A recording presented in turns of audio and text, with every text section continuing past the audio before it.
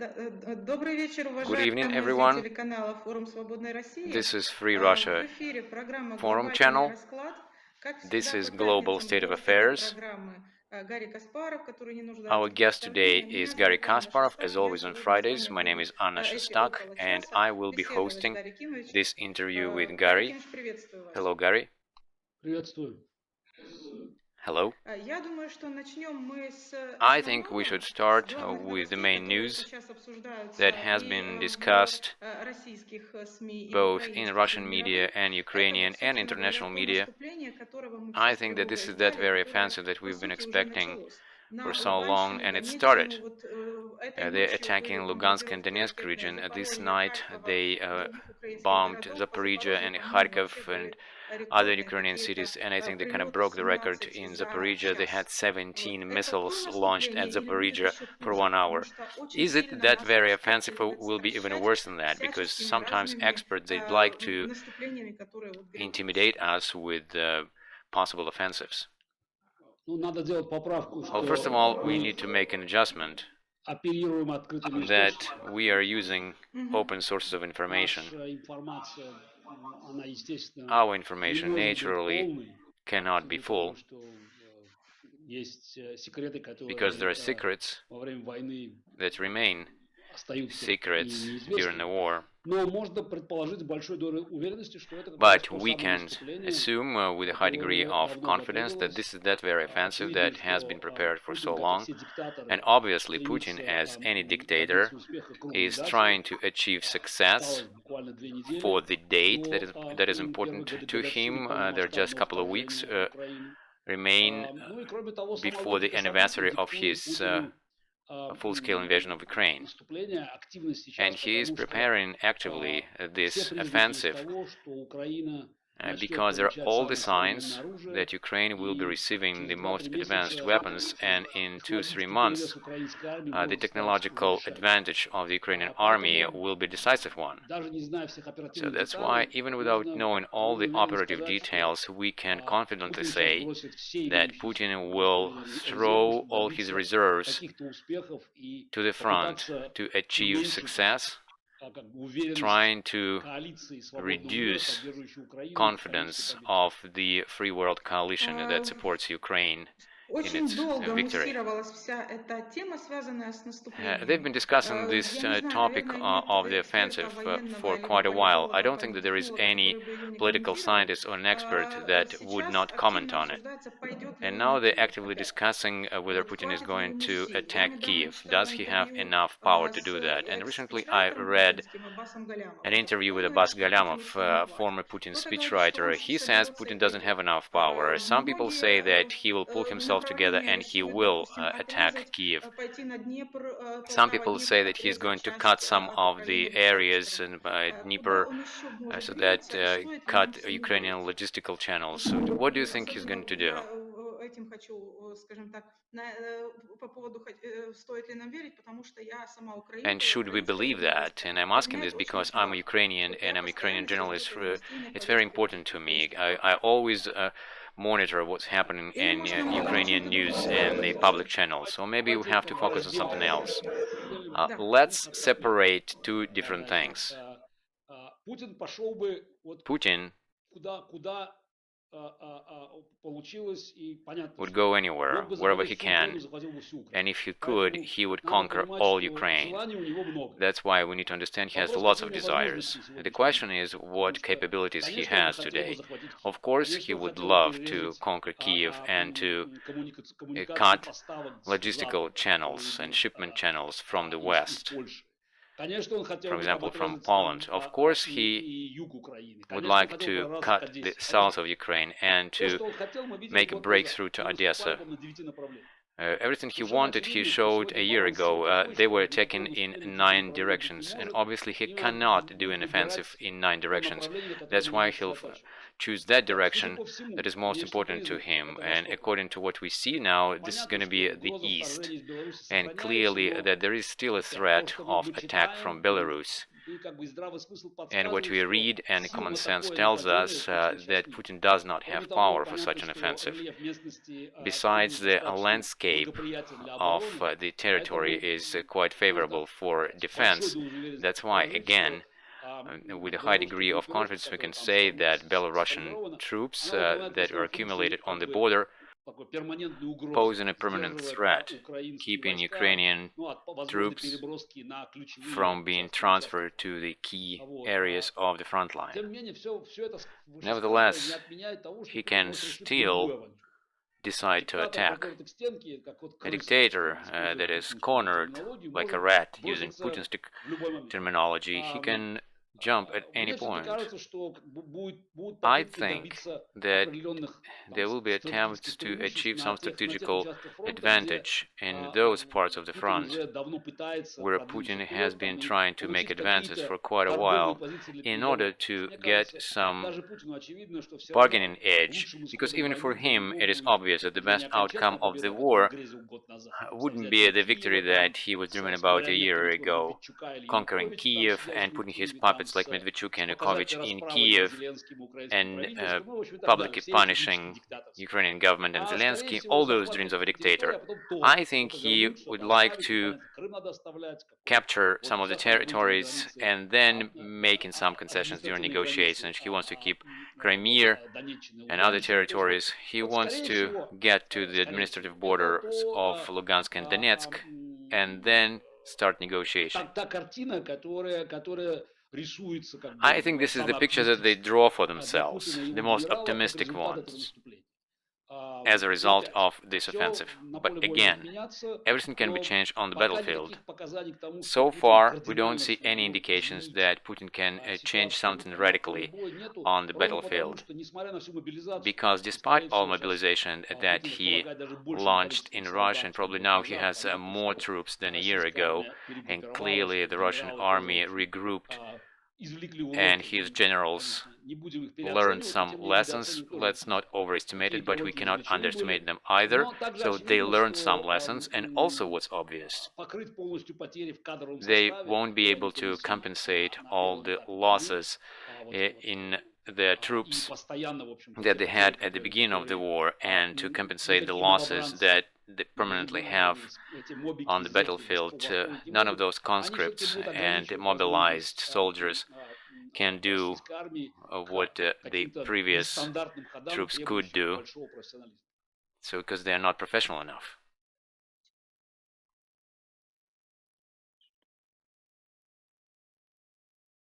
Я прошу прощения, тут некоторые технические I'm sorry, моменты we бывают. have some Я technical хочу, знаете, к issues here. чему еще But see, this is перейти? what Вот I would like to те успехи, ask you. которых сейчас добивается Владимир Зеленский, These и те достижения, successes которые, вот, собственно говоря, that Zelensky его has in триумфальное Europe шествие по Европе. and Вы his наблюдаете за тем, triumphant что происходит вообще march вот in сейчас, Europe, do you за этими actually monitor встречами what's или с happening, Риши the meetings Сунаком, that или he с has with Rishi Sunak, евролидерами? with Смотрите ли вы на то, как, собственно European говоря, leaders? Украину Do воспринимают, you понимают, watch how включая Владимира Ukraine Зеленского is и Франциску received делегацию в on the Европе? international level, and Вселяет ли это оптимизм в how вас they look at him, по and поводу будущих поставок? does it Украина make you очень optimistic ждет этого вот about the Рамштайна, future хочет, чтобы он shipments? был Ukraine самолетный is там и какой угодно, чтобы looking действительно forward to как можно this быстрее. У Ramstein нас эта conference проблема to get as many огромная, weapons as possible and жуткая airplanes, решилась. because this is Пойдут ли нам на те a уступки, very которые serious Зеленский issue. хочет сейчас Will от they Европы make the добиться concessions или that от Zelensky is Америки, asking them собственно говоря? for?